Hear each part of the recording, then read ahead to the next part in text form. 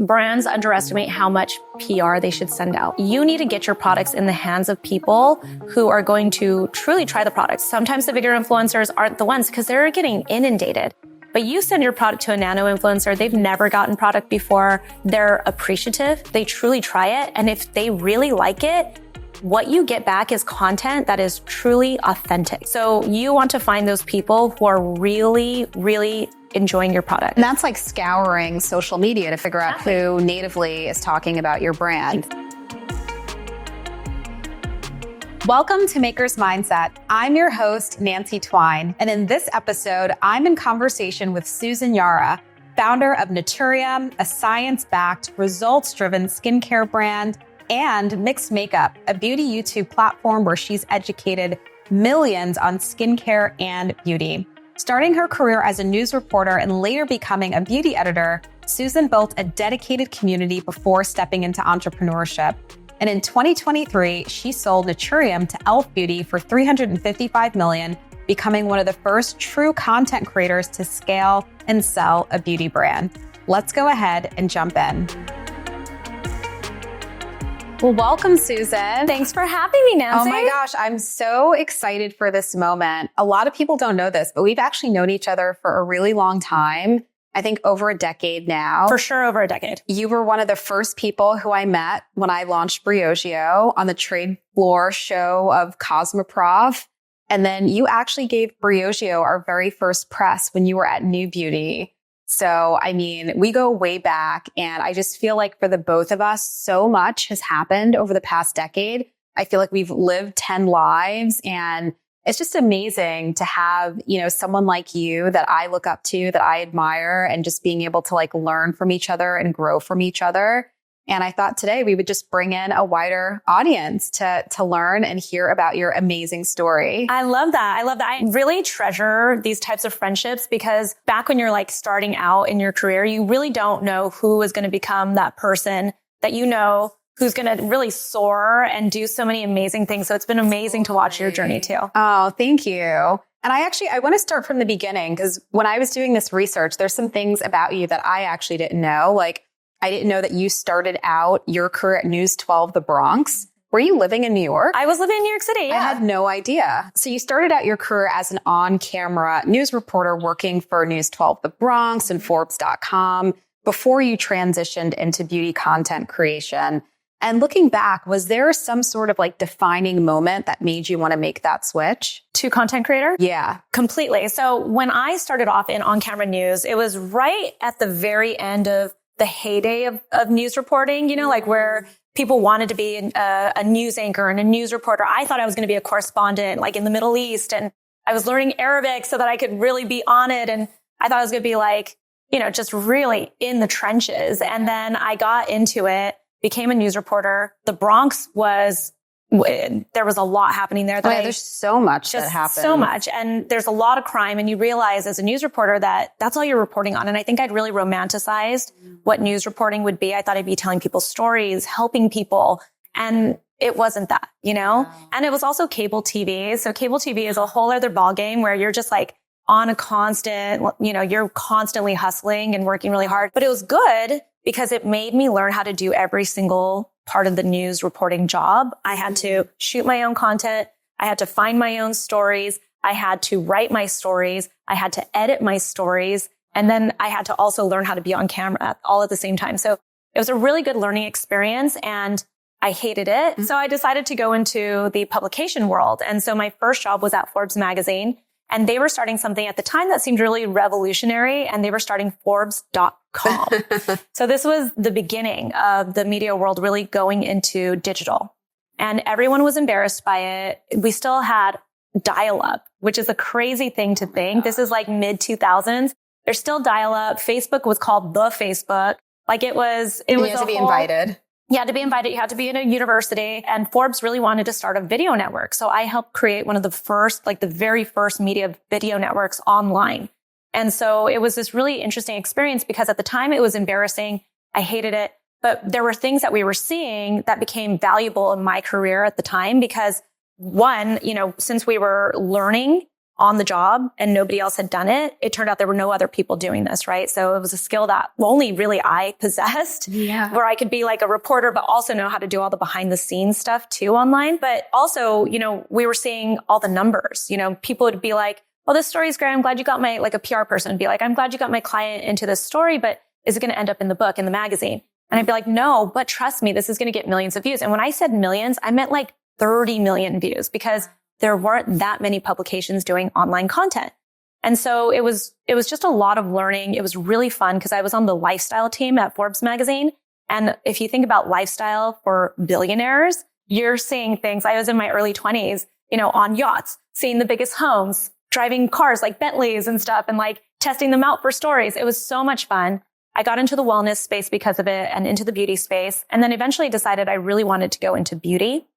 So I became a beauty editor, stayed on camera, stayed in the digital world. I say beauty editor, but actually there was this 5-year period where I worked at People magazine also. Okay. And People had transitioned into the .com world by that point too, because celebrity news was really important online. You wanted it quickly. So I'd be on like my BlackBerry in the middle of the night, sending a story about saying I tell people I was there the night Heath Ledger died. I was there at the box in New York City, like partying with all of like these people. And then we all found out that night, or the next morning, that he had passed away. And so there were all these cool stories that I was working on and sending really fast. And at that time, it was just this whole new thing of learning how to be fast on digital. And then at some point when I was at New Beauty Magazine, I had already started video networks for more than 4 different media companies.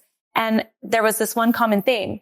None of them had budgets. There were no budgets. So I was kind of like, well, if there's no budget, I can do this myself. And I'd started studying the analytics, especially at New Beauty Magazine. And the analytics really showed that, there were women who really wanted informational content, well-produced informational content from experts, especially when it came to beauty. They wanted to know about their hair. They wanted to know about cosmetic treatments, because believe it or not, 10 years ago, you couldn't get anybody to admit they had Botox. It's like a wild thought because everyone so freely talks about their Botox now. But back then, nobody did. There were women that wanted to know about, skincare. But there were only, 13-year-olds talking about beauty products online. They were doing hauls in front of their laptops and recording this and editing it and putting it on YouTube. And what I saw was that the behaviors were different. Women that were in their mid-20s, early 30s, late 30s, 40s, they were watching the content, but they were using SEO. They were Googling the content, right? They would look for an answer to something. If the content came up, they would watch it, but they weren't subscribing to channels. They weren't liking a video or doing any of that kind of engagement that younger people were doing. But it showed me that if you build it, they'll come, right? That kind of thing. So I started thinking about this and I was like, you know what? I already do create content for brands behind the scenes. At the magazine, we're essentially creating all these different little ad spots for them on our website. So I can do that, start this production company and really help the brands build this. But I could also at the same time start building my own YouTube channel where we're geared to women who are a little bit older. And at the time I was 30. So older was 30 years old. And it was funny because I tried to get investors and they were like, you're a little too old for this. And I look back and I'm like, you guys really messed up there, because it turns out there were all these women with incomes that wanted information. And so this is Mixed Makeup, right? So it's a digital media company that's focused on high quality beauty, wellness, and lifestyle content. And you've cultivated such a large community through that platform. What's been your unique approach to keeping that audience engaged? Because it's one thing to get them to come. It's another thing to get them to stay. And how have you thought about over the years actually evolving that content so that it stays relevant to what she wants now? So the digital world has changed. When I first started Mixed Makeup, it really was about magazines, like the online magazines still, right? And so I'd come from Pop Sugar. I think we had, at the time, like Refinery 29 was doing really well. There were a lot of these types of media companies online. And quickly into my YouTube journey, I realized it was starting to become influencer. Because back then, influencer was not a term yet, right? It was really about this content creation, but you weren't really like an influencer yet. And then it started to become about the single person on camera that people related to. And so while I was building Mixed Makeup, I actually had several people on the channel, and that was how we were building it. It truly was a lifestyle content channel, right? And then the more I started to focus in on content that was just coming from me, educational content with dermatologists, content with plastic surgeons, content with just experts that really knew how to communicate information to people. And so we really took the approach of educational entertainment, right? And so by doing that and really focusing on me being part of the channel, because what you realize is the only person that's ever going to be super passionate about your channel is you, right? Like you can bring in all these people, but they have their own journey that they're going to eventually take too. So when you're doing content, it really has to be about you and your perspective. And once I really focused in on that, that's when the channel started to soar. Wow. Incredible. And so this is just a little off kilter, but I'm curious to know just how you ended up funding this operation, because obviously content creation is not cheap and you're using high quality cameras, videos, you're, scheduling all these interviews, you're doing the edits. So what did that look like, especially before you started generating revenue? Year one, I was only spending money. I was only spending. I didn't have a lot of it, but I was spending money because I came from this beauty editor background. I already had some relationships with brands. So I always credit Estee Lauder. They were the first to come to me and say, before the channel had even launched, I put up like a trailer that gave like an idea of what this was going to look like. And they were like, we're starting something called the Estee Edit. We'd love for you to participate in this. And they gave me my first sponsorship. And I used that money. It was like $25,000, $30,000, something like that. And I used it to pay my first employee and just kind of keep that content going. And then I was using some of my own savings and then I was creating content and being a producer behind the scenes for magazines. We worked with Marie Claire and with just all the different Hearst magazines, creating a lot of their digital content. We worked with a hair care brand called Joico a lot. There were all these different brands that were utilizing our services. Those two were a couple of like our long-term clients that we worked with. I even started like Mario Lopez's YouTube channel, like his family YouTube channel, and did things like that behind the scenes. And that's how we were bringing in money, because sponsorships for influencers at the time were not abundant yet. Wow. Super interesting. So that was really your first foray into, being an entrepreneur. And then in 2019, just about 5 or so years later, you co-founded Naturium, but you weren't the original creator of the brand. So you were brought on board by your co-founder, Ben Bennett, to really leverage your expertise, your following, but then also just your knowledge of product development to really take this brand to the next level. At that time, when you got this opportunity, what made that turn into a yes for you? What motivated you to take on that opportunity? I'm going to try to summarize the story, but I actually will take it back a little bit because I think it's important to bring up little details that lead to, it's like the nuances that lead to where you are later. I actually had a failed business before, and that business was called Free Beauty Samples. So this was a long time ago. This was in between my move from New York City to Los Angeles. I had met a couple of guys. One of them was in digital marketing. He had an agency called Arch Rival. And there was another guy named Nick, and he had kind of worked with like Sephora, and he was behind the scenes with brands. And he had this idea. He was like, all these brands that I work with and consult with, they all spend so much money on samples, but we don't know the ROI on these samples. They go out and, they'll be gift with purchases. They'll be, sent in with magazines, whatever. Like people get all these samples, but we never know where they're going, who's using them, if it leads to sales, right? And this is the start of like utilizing digital and social media, right? So Facebook at the time, Meta now, really wanted their goal at that time. This is like 2008, something like that, 2007. They really wanted everyone to stay on the Facebook page.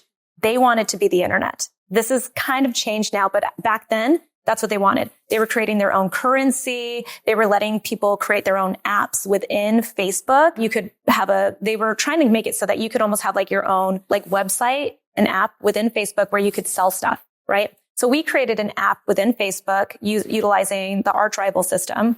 Like they had this experience and they were kind of like clocked in with Facebook. And we created something called Free Beauty Samples where we would get people to sign up. They would fill out the survey, and then we would send them according to the survey, like about their hair, their skin type, all that stuff. We would send them all these little sachets of beauty samples. And my job was bringing in these brands because I had the beauty editor background, right? So I had the relationships. I was getting these brands on board. And then because it was Facebook, you could see who these people were. And we would encourage them to leave reviews about these products, these samples that they got. And if they would purchase, by also enticing them with, then we'll send you more samples, right? So it's supposed to be this like beauty sampling program. And it was actually really cool, but it was a little too ahead of its time. Okay. It was like way too ahead of its time because like 4 years later, there was like Birchbox, New Beauty was doing their test tube sampling program. So the sampling programs start to roll out a little bit later, but we were a little too early. Like what, 2009? This is not even 2009, 2010. This is like 2007, 2008. So just a touch too early to do a sampling program. But I did learn a lot of valuable lessons from that business failing. One, I hadn't quit my day job. So I hadn't focused in on that business, and neither had the partners in it either. The other thing I realized was that you couldn't really scale that business, right? Because brands can only spend so much money on samples, right? And the more people that sign up, you're going to have to start to really categorize them. And, there was a problem we had one time where this brand sent out samples and the reviews were terrible. And so I had to hold their hand through the process and be like, this is the thing about social media. You can rectify this, there were just all these different lessons that we learned. But then it really led to me being in the beauty space specifically. And I learned so much about beauty and the behind the scenes of beauty. Wow. Incredible. So that was really sort of the first entrepreneurial experience. Mm-hmm. Then you go into mixed makeup. And then in 2019, you co-founded Naturium. You weren't the original creator of the brand, but you were brought on board by co-founder Ben Bennett to really leverage your beauty expertise, your following, and your passion for product development. So what motivated you to jump into this role after 2 businesses prior? Yeah. So the brand started in 2019. It was meant to be more of like the silent Amazon brand. So it was very SEO-driven. And I was working behind the scenes on my own brand, like a whole different thing. I was trying to bootstrap it. I had this audacity that I thought I could really do this. Little did I know. I had no idea. Was it skincare? It was skincare. Okay. Yeah. It was supposed to actually be more like skincare and cosmetics. So it was like the skinification of makeup, basically. And obviously we've seen that trend. Like I saw that trend happening and I was like, I'm in, I want to do this. And so I was trying to do that brand and I had started trying some of the Naturium products. I was impressed just by the quality of the products, the accessible price point, the education that they would put behind it. So I was really into it. I didn't have a prior relationship with my former business partner, but I knew of him. I had tried products that he'd created before at his last incubator. So I respected him a lot. And just kind of kept it in the back of my mind. And then fast forward to like February 2020. And this is, a lot is happening in the world. The COVID virus is starting to spread in Asia. And the manufacturer I was working with was a Korean manufacturer on my own brand. I basically just got like an email that shut the whole thing down. They were like, there's this virus. It's getting bad. We're going to have to shut down. You can do hand sanitizer if you want. And I sat there thinking like, I can't start a brand with hand sanitizer. So all this work I had put into starting my own brand and trying to bootstrap it, it really occurred to me that I was in over my head. I didn't really have the money to put into a brand and do it right, not the way I wanted to do it, like fast acceleration, and I suddenly had lost my contract manufacturer. And that is like one of the hardest things is to find a good contract manufacturer when you're starting a beauty brand, because so many people want to start beauty brands, right? And these contract manufacturers, this have to be very picky. They have MOQs. If you can't meet that, they don't want to work with you. That's a waste of their time. So I found myself almost at step 1 again in building a brand. So I sat there for like a good week. I had built up my pantry. I'd gone to Target and like bought a bunch of stuff because I was like, there's a zombie apocalypse coming because this is the strangest email I've ever had. Because we hadn't gone into lockdown yet, but I just saw it coming. I was like, this is weird to get like an email from a CM that you'd been working months with on product to just say like, we're stopping. Like something's not right. Something's not right. This is getting serious. And then I started contacting all the people I knew in the industry. And I was like, I just need help finding a new CM. So I contacted Ben Bennett. And at this point, this is like March of 2020. And we are like a week into lockdown. So we all have plenty of time on our hands. And I send Ben a LinkedIn message and I'm like, I don't know if you know who I am, but I really love what you're doing with Naturium. I've been using some of your products. I'm impressed. I'd love to know how you have this sharp price point with such quality products. And I've been working on a brand. I'd love to tell you about it. And he immediately wrote back to me and he was like, oh, I have all the time in the world right now because I'm just sitting at home like you. Let's get on the phone. This is like a Saturday. I call him up. We talk for like 2-3 hours. And start hitting it off. And it was one of those things where it's almost like dating. It felt like it just clicked. It just clicked. And I had spoken to investors plenty of times for lots of other things before, and it had never clicked like this. And we just kept talking. And then probably a month later, when we all start to realize lockdown was real, like this wasn't a 2-week thing when we're all going back to our real world. This was a whole other situation that none of us had been in before. And at the time, we didn't know that e-commerce was going to explode by the summer, right? So he comes back to me and he's like, instead of us working on 2 separate brands, oh, maybe we should just work on this one because this is really like, this is not looking like a good situation for the world, you know? Right. Let's just build this together. He's like, I always kind of thought that Naturium could be more. It just needed somebody with the vision behind it, right? And he was like, everything you've told me about what you were building sounds perfect for this. So here, like it was an opportunity that you would never get in a normal time. Yeah. But because we were in such a strange period of our lives with the pandemic, it just was this opportunity that happened. Like it really, I can't imagine this could ever happen again, you know? Wow. And so he just trusted me. It felt like beauty boot camp, like beauty brand building boot camp, seriously, because, you know, I hopped into it with him. We announced in June of 2020 that I was part of the brand, and then it just soared. It went fast. And so how did that work? Did you have to like pivot fundamental aspects of the brand to align with your vision? And like, what was that like? Did the brand already have a cult following? It was starting to build a following because, you know, they had already started working with influencers and doing, you know, like send outs, PR send outs, influencer send outs. They were starting to try to get some sponsorships in there. So it was starting to have a little bit of a following. I had talked about it a little bit before I knew I was going to become the owner of it, you know, that kind of thing. And it turned into, you know, starting to pick up because the products really were good quality products, right? And to have it that accessibly priced. Exactly. Yeah. I didn't have to make that many changes. It was more like the direction of it was going to start to pivot a little bit, and not even extreme. It was more, you know, it started off as a clean brand. And while I respect why people are interested in that clean brand, you know, like concept, to me, it was more about science, right? What we're really trying to do is fight nature. Yeah. And you fight nature with some of these scientifically proven, clinically grown, lab grown ingredients, right?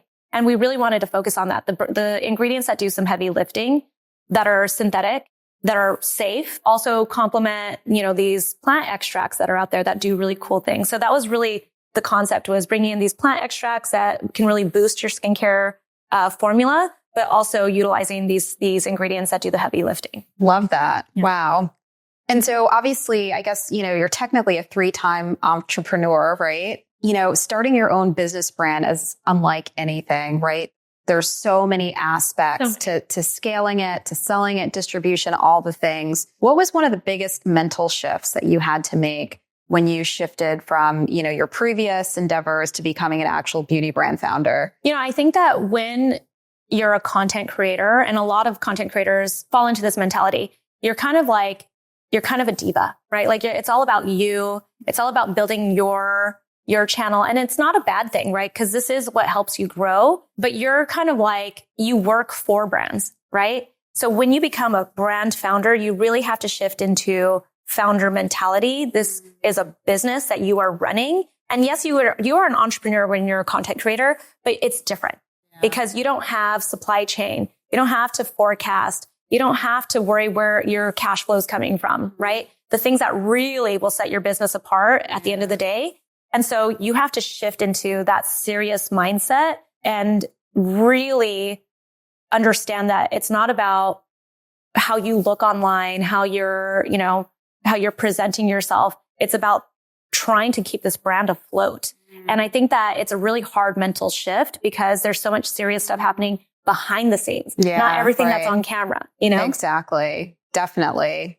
And, you know, one of the things that I really love about the brand is that, you know, it really is a triple threat. It's a strong brand, it's excellent formulas, and it's also recognized by the community as being something really, really special.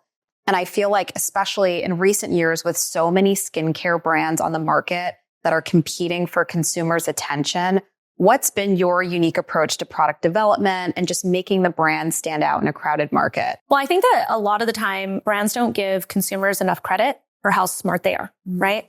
And sometimes we're, you know, trying, especially in the beauty industry, we're trying to use marketing to make it too flashy. And then it becomes confusing, right? The customer is like, what am I supposed to use this product for? I don't even understand. The name doesn't even tell me. So we actually just simplified it, right? We really made it more about education, being straightforward about what these products are, focusing in on the ingredients, and just making sure that it didn't seem so confusing. We're not trying to oversell the results you're going to get with these products. Instead, we're preaching consistency. We're preaching elegant formulas that actually do a lot for your skin and telling people, well, what can you expect? Truly, what can you expect, right? Looking at ingredient technology. I tell people all the time that vitamin C formulas are great. I'm so glad that we have access to so much vitamin C. But, when you're using like an original vitamin C formula, the ones that, smell a little bit like barbecue and like feel a little bit greasy. Exactly. Those are great. They still work really well. They're very expensive though. And those formulas haven't changed. So do you want to use a flip phone or do you want to use your iPhone? Because now there's ingredient technology out there like encapsulation that keeps the vitamin C stable. It helps it penetrate your skin more. You don't have to use it at a pH that's going to sting your skin and make it irritated. There are just so many different little details that you can look at when you're formulating that can make the experience better for the consumer so that it's easy to understand. So all of our serums, for instance, if there's any ingredient that could have some kind of a potential bad reaction to another ingredient and you can't use them together because they cancel each other out or make your skin sensitive, we've handled that. If they might be unstable because they're antioxidants, we've handled that for you. So you can use our serums anytime. People are like, when do I apply this serum? And I'm like, whenever you want. Yeah. Put it on, put the next serum on, use it in the morning. It doesn't matter. It's a retinoid. Cool. We already handled that. It's encapsulated. It's not going to be affected by the sun. So taking out the guesswork and making it simple for the consumer. And then also just making it a better price point. Right. A price point that makes sense. I would never say that we're affordable because I know that affordable is relative to whoever it is that's purchasing, but we made sure that we priced everything at a price that made more sense. We can still be a profitable business, but we don't have to pull one over on the consumer.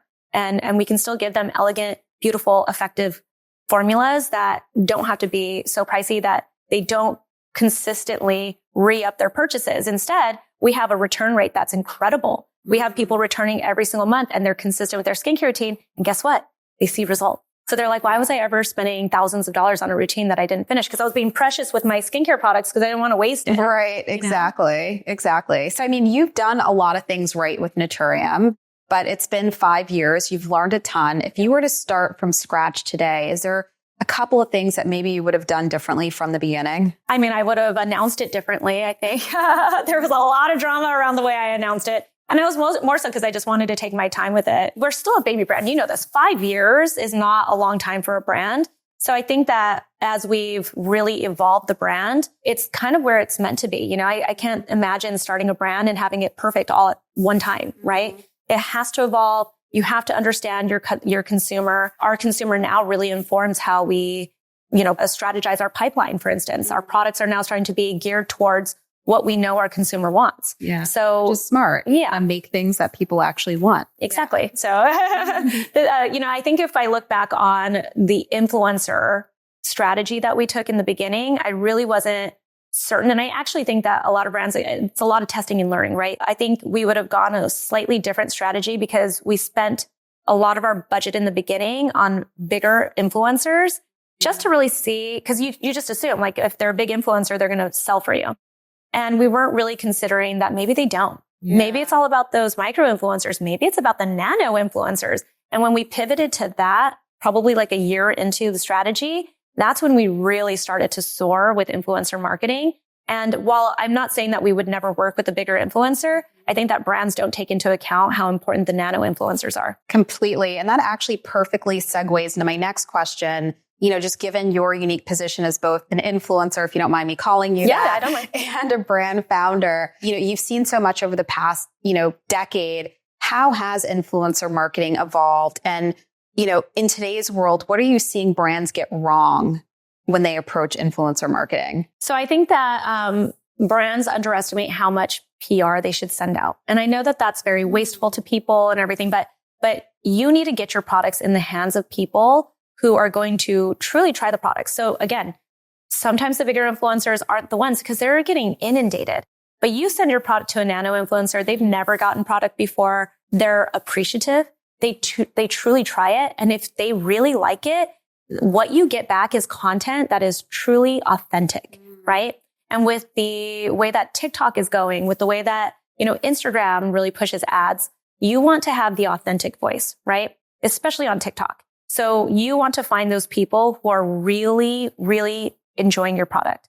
You don't want to just give it to somebody who's never tried your brand before and they don't care. They're just in it for a paycheck because that happens too. right? Like as much as we don't want that to happen, it happens. There are people who are just influencers because they like the money and this is their career, and that's fine.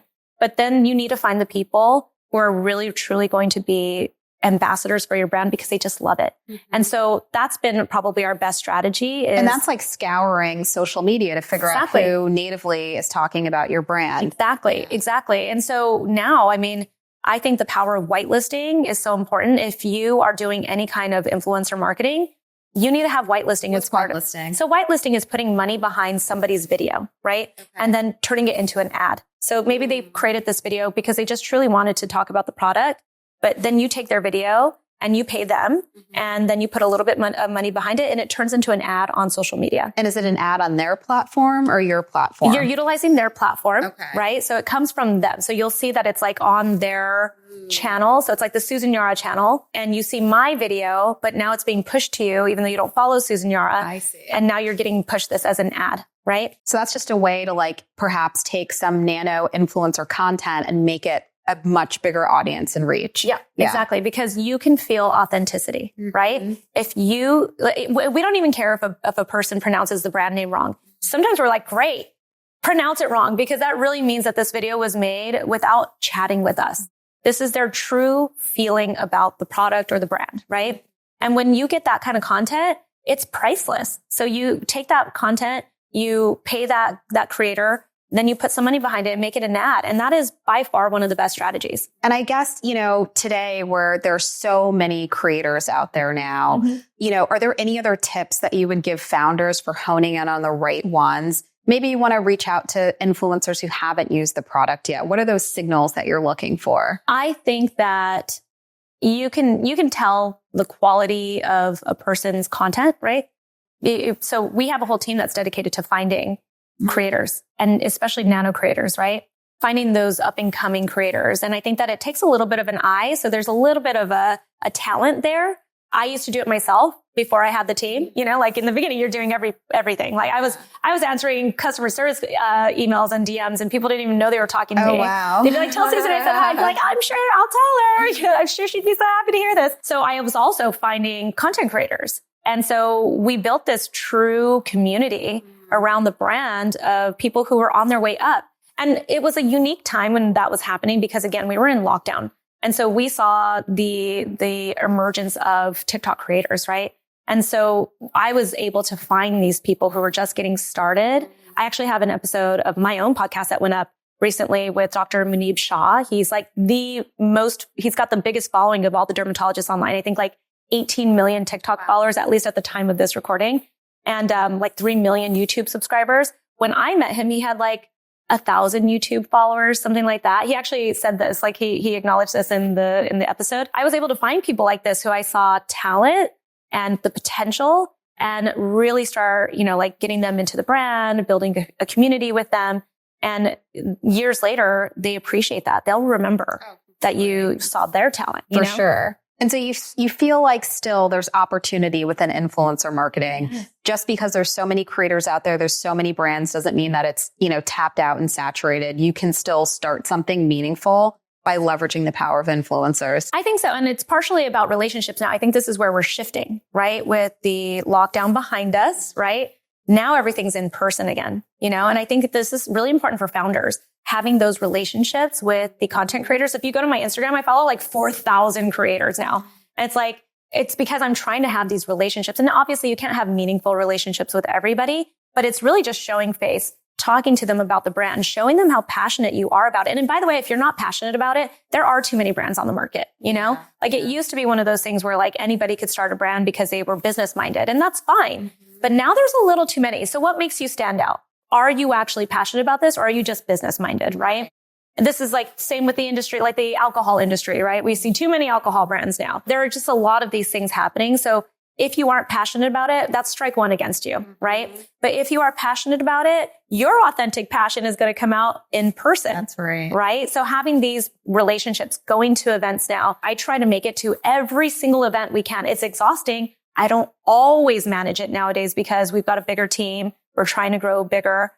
So sometimes a team handles the events, but I try to make it to every event, no matter where in the world it is, because I think those personal relationships are very important. It's so important. And actually, on the topic of relationships, I want to pivot back to Naturium to talk about your distribution, because you've gotten the brand into some very impressive retailers, Ulta, Target, Shoppers Drug Mart. And I think sometimes founders have this perception that the way to win with retailers is simply hitting the numbers, but it extends beyond that. It's about, really creating partnership, right? So talk to me a little bit about that. How do you do that? What goes beyond just hitting the sales numbers? Well, first off, I think that now retailers, we're all fighting for shelf space, right? So you have to have a unique position to begin with, right? Because they're getting bombarded every single day by brands that want to be in their stores, right? So how are you going to stand out? So again, going back to that passion, you really have to stand out now. You really have to be passionate, and you have to sell that passion. You start talking to the big box retailers like Target a year at least before you're about to go into store, right? If you're lucky, like it might even take you longer than that, because there's so many things that they're going to be looking at that you don't even consider as a first time founder, right? They're looking at, do you have the funding to be able to go into their stores? Do you have the recognition already? They do a lot of the obviously marketing for you by just being in store, but they're not going to take the chance on a brand that's never been heard of, that doesn't have their own sales happening on their D2C. Right. Like you have to have all of that established already, or be able to show how you're going to be able to market your brand within their store. Mm-hmm. And it comes down to that partnership. Like you said, people don't realize this, that the big box retailers are dictating a lot of the product creation sometimes because they see what's working within the store. But if you can go to them and say, but listen, I've been looking at the analytics too. I know what's next. I'm not creating something just for a trend. I'm creating something that's going to be a home run and that will continue to sell in your store. And we're going to make it work. And here is the plan. When we went to Target was the only retailer that we were going to go into first. It was the only retailer, because as a content creator, I tell content creators this all the time. You have so much data that brands would kill for, because if you use affiliate links, if you have done brand, like collaborations, if you just look at who your demographic is, where you're selling, what price point, you have so much information. And people come to me all the time. It's crazy. They'll be like, I want to start a brand, and they'll tell me their idea. And I'm like, do you sell that kind of stuff as a content creator? They're like, no. And I'm like, that sounds absurd then. Like, why would you sell that? Go look at what sells. Like, what have you been selling to your viewers? They'll tell you what they want. You don't have to come up with some crazy idea. Like I chose skincare because I knew exactly what they wanted from me. That was what I was educating people on. And so when you come up with a digital plan, that was a big one for us with Target. We were like, we're confident we're going to be able to get people into the store and buy our products with you because we've got a plan. And they loved it. They were all in. And when I would tell them about the products, even products that they weren't sure of, they were like, they've got their research, and they've had brands come in with products and they've taken chances and seen it fail. Yeah. So you've got to show them, well, what makes you different by bringing in a cleansing balm, by bringing in a sunscreen, and you're not a sunscreen brand, right? Like we really had to show our merchant at the time. She was fantastic though. Shout out to Paula at Target. She's the best. She just really understood what was happening in the skincare industry, especially in the skincare community. And so when we told her about one of our products called Dew Glow Moisturizer SPF 50, she was taking a chance by putting it in the store, because we're not a sun care brand, right? We're a skincare brand, and we're now asking to put a skincare as an SPF in skincare and not in sun care, which is a very specific thing that people don't understand the nuances to. Because in sun care, you've got these big brands that if this is what they do, especially at certain times of the year. Right. But now we're telling people they got to do sunscreen all year round, right? She took a chance on it. She tried the product. She loved it. We told her why it was different, and it has soared. I love that story so much, because it just shows the power of you don't have to always stay within the lines. Don't wait for someone to tell you what to do. If you have an idea, be bold, propose it, be proactive, and it can turn into something really amazing. And I think a lot of people have heard my scalp revival story, but that's a very similar concept. Sephora didn't really care for scalp care in a prestige retail base. It didn't belong in prestige. But when you have the data, you see the vision, you're passionate about it, it just goes to show what you can create. And you were passionate about it. Yeah. And it's become one of your best sellers. Well, it became one of Briogio's best sellers, right? Completely. Yeah. Completely. The other thing though, so once you start to really get in there with the retailer, again, they start to tell you what's trying to do well or where they see something like a potential for something. So Target came to us with the opportunity to start body washes. And, we were kind of like, are we ready to go into a new category?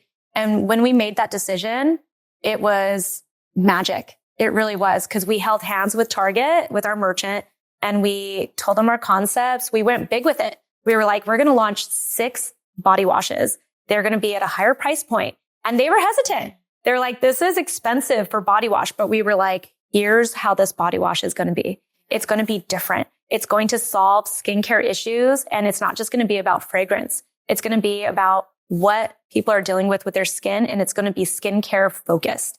And it has crushed. I mean, you guys have revolutionized the body wash aisle in such a big way. Yeah. I mean, it was the first time that I saw real skincare ingredients showing up on the bottle of a body wash in a way that people actually needed. It wasn't fluff. Yeah. It had a purpose. Exactly. Especially in a mass retailer. So I want to pivot and talk a little bit about team, because a couple of years after coming on to Naturium, you brought on a CMO. Yeah.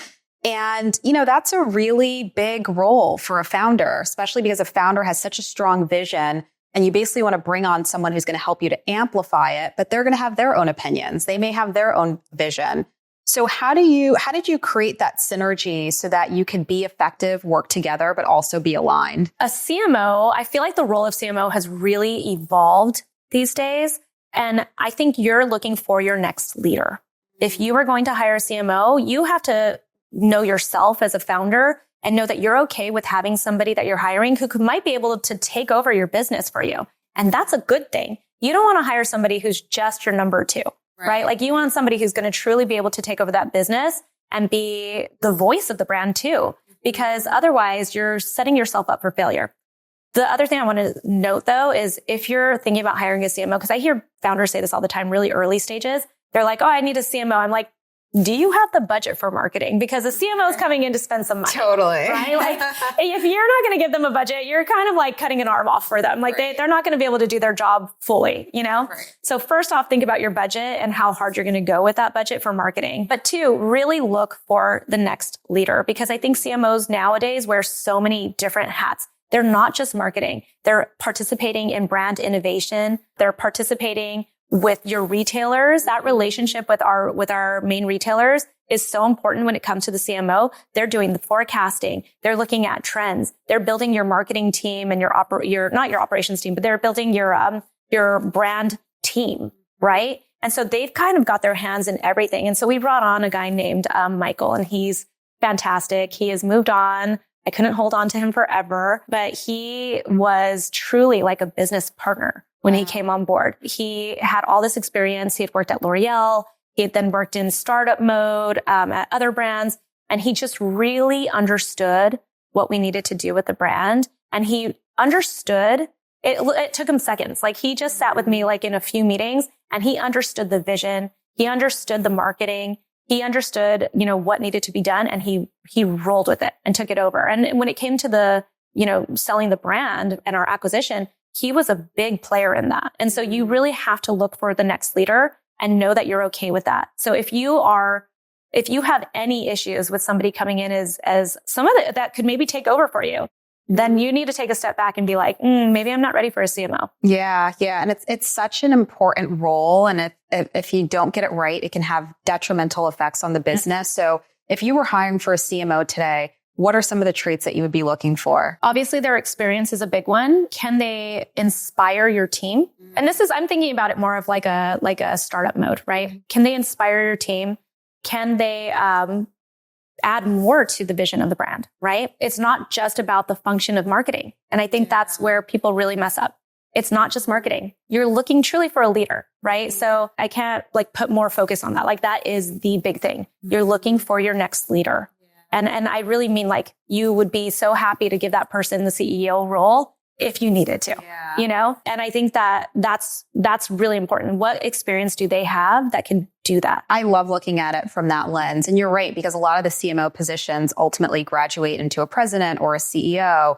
So thinking about even in the interview process, could this person actually lead my business? Do they have enough of a multifaceted understanding of the business to be able to, have a broader scope and perspective, I think is really great advice. Yeah, it's very important. Like if they come from a very operational background, or if they come from truly just digital marketing, if they've never participated in innovation, maybe they have, but for another, mine is skincare, right? But if they've only done hair care or fragrance, but they've never done skincare, they might not do well with you because you really need them to understand skincare then. You know what I mean? So completely. You've got to, it's hard. This is why it's hard to find the right CMO. Yeah. You have to have all these things line up. For sure. And so you alluded to this, but in August 2023, roughly 3 years after you came on board, you sold the business to e.l.f. for $355 million in a cash and stock deal, which was a huge milestone for the industry, but also for what it meant to be a creator,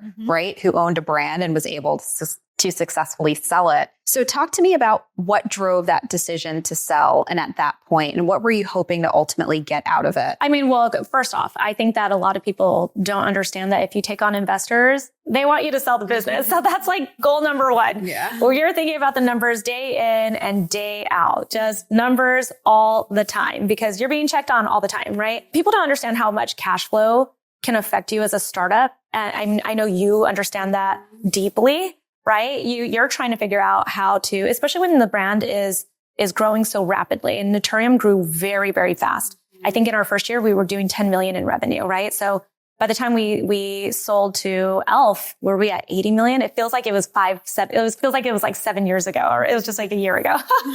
Can't even keep up with the numbers anymore. But we were growing so quickly. So you would think that there's no way we can have a cash flow issue, but that's not true. If you're trying to expand, if you're trying to market, right, then you really need to have budget. You have to have cash flow. If you're going into every single Ulta door, which is over 1,000 stores, you have to have the cash to create the product before you'll ever get paid for it. You have to pay your influencers before you've gotten paid for it. There's so much money that's going out the door, and you're just constantly thinking, how am I going to keep this brand afloat? Pay my employees, pay the influencers, pay all of our vendors. And so for me, being stressed out about money made it hard to stay focused on the brand, right? And there just came this unique time in the brand where it felt right. I don't necessarily think that everyone should sell that early into their brand, but it felt right. And we had a lot of inquiries already at the moment, and we hired on an amazing investment banking team, and it all just started to work out. And e.l.f. is by far the best company we could have been sold to, because they really are just incredible at what they do. That's amazing. That's so awesome. And congratulations. What a incredible milestone. Mm-hmm. And so I want to pivot and talk about Susan, the person, because I find it so inspiring how much you've been able to accomplish as a mother of 2 kids. And so talk to me a little bit about that. Like what is the day-to-day for you look like, and how have you been able to juggle it all while also being a present mom, I hope? Yeah. No, I mean, that's job number one, right? Is trying to be a present mom. And I don't do it perfectly. And by the way, like I'm going through a divorce. So like, it's not like everything's like fine and dandy all the time. We've heard this before from incredible women who have amazing careers and children. If you're doing something really well and participating in something really well, then you're losing out somewhere else, right? So if I'm with my kids, I'm not focused on the business. If I'm focused on the business, I'm not with my kids, so there's a lot of that's happening in your life, and you just can't do it all. But if you take the time to be present in your moments, right? Like I remember I read some kind of a stat where it was like, it's more important to have, like 15 minutes of quality present time with your kids than having 2 hours with them where you're like on your phone, not talking to them, not paying attention. And as parents, even if you're not busy, even if you're just a stay-at-home mom, it's hard not to be focused on doing so many things because you're busy. Stay-at-home moms are probably the busiest. They're keeping the house together. They're cooking. They're cleaning. They're taking the kids, making sure that they're participating in all their activities and getting picked up and not being left behind and everything. So they are distracted. So it's for all of us. We have to narrow it down and find those moments in our day where we are truly, truly present. And that goes with my children. I obviously messed up when it came to my husband. Didn't put a lot of that time in there. And so there's always a place where it lacks. And then, in your business, there are moments where you really have to buckle down and focus, right? In some ways, moving to Miami helped me focus a lot more because I get to have almost like this dual life where our office is at the Naturium office, but not e.l.f. offices because they're all over the place. But Naturium's main office is based in Los Angeles. So when I first moved to Miami, I was able to take a week or two where I'd go to the office, I'd leave the kids at home, and I would almost be able to just go into focus mode on work. And we would knock out, we'd just be so efficient because I'm in town for a week. We're going to knock all of this out, all the meetings that needed to be in person, all the innovation strategy that we needed to do. We're going to really sit down and knock it out because we don't have time to do it otherwise, right? And then all the other stuff, the follow-ups, that's all over email or Zoom. Fine.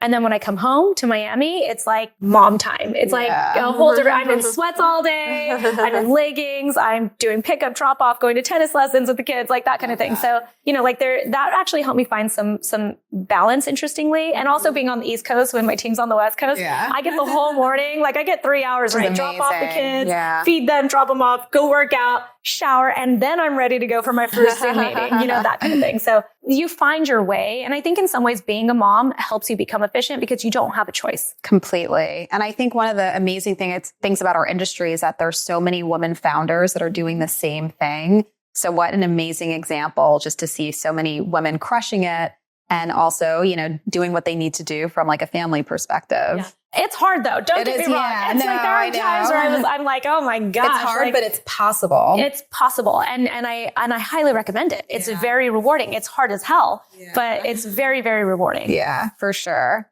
Well, it is so amazing. I've learned so much about you from this interview, and I thought I had done all my research, but clearly not. And it's just amazing because you've had a few different lives as an entrepreneur, and some things didn't work out, but you kept going and you found this amazing venture that has been so successful. And so, if you were talking to a founder right now who was trying to scale, fundraise, do all the things, be a Susan one day, what is that like one piece of like hard hitting advice that you would share? I think really consider why you're doing this, because being a founder is incredible. Having a brand is incredible, but it is hard.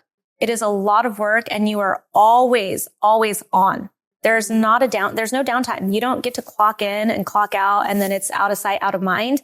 You're always on and you are taking on a family. I think that when people really consider why they're doing this, some people are like, it's about the money. Fine. If it's about the money, then make it about the money and create your path in how you're going to make that money, right? If it's about your passion for something, then really focus in on that and don't think about the money as much, but you might have a different path in how you're building this brand. For me, it was a little bit of both. I was very passionate, but I quickly took on investors. So it was also about the money. So I had two ways that I was having to think about the brand. And one of them was really important. And it was important to the people that had put the money in, right? They were going to remind me every single day that we're here to make money, right? And so when you're thinking about building a brand, you got to think about which way do you want to build it? Slow and steady. And maybe this is like a company that you're living on. I didn't take a salary the entire time we were in startup mode. I did not take a salary until we got sold, right? And so you got to really consider that, how you want to build this business, because I decided I wanted to put it into overdrive and we're going to go hard. We're going to go fast. We're going to make some money on this business, right? And then there are people who do it a whole different way. And that's totally fine too. That's a great path. And that is building a business where you're slow and steady. You live off of it. Maybe you're never going to sell this business, or maybe not until 20 years from now, but you got to think about that path. So before we wrap up, we're actually going to pivot into 5 fire facts, my favorite part. And it's basically a rapid fire interview that just gives our audience an inside glimpse into a little bit more of Susan. All right. You ready? I'm ready. Okay. Top skill every founder should have. Leadership skill when it comes to your team. You have to be able to work with your team and really inspire them. Great one. Favorite part about running a business? You get to create something. And in my case, I created products that actually help people. So every single day I talk to people who say that their skin is completely changed and it's amazing. I love that. Funniest DM you've ever received as a beauty influencer? I get asked to send pictures of my feet. There's that. Have you ever done it? Never, but I did consider, I always kept that in the back of my mind if the business didn't work out. Oh, that's so funny. Personal favorite skincare hack? I think that people overthink their morning routine. You could just splash your face with some water and put on a moisturizing sunscreen, and you have the best morning skincare routine. I never thought I'd ever hear that from you. No? Wow. Yeah. Wow. Sunscreen, okay. Moisturizing sunscreen in the morning. Well, that it could be so simple. So simple. Don't overthink it. Yeah. Biggest financial lesson you've learned? You have to spend money to make money, but you have to be careful, because if you overspend and don't really consider where the cash is coming from. I harp on this a lot. You can tell that this was like a big theme in my startup life. There are so many things riding on your cash flow and having credit to pull from. You really have to budget and not overspend. And I think that especially for beauty brands, people get so excited about what they're going to do. I hear founders say like, I'm going to create a product that has all the ingredients in it. And, we're going to price it at this price point. I'm like, good luck with that. Yeah. You got to be more realistic. You have to be pragmatic. Completely. That's a good one. All right. And lastly, where can people discover Mixed Makeup and shop Naturium? So Mixed Makeup is still on YouTube. Okay. It's just a YouTube channel, and I'm on every channel on social media is Susan Yara.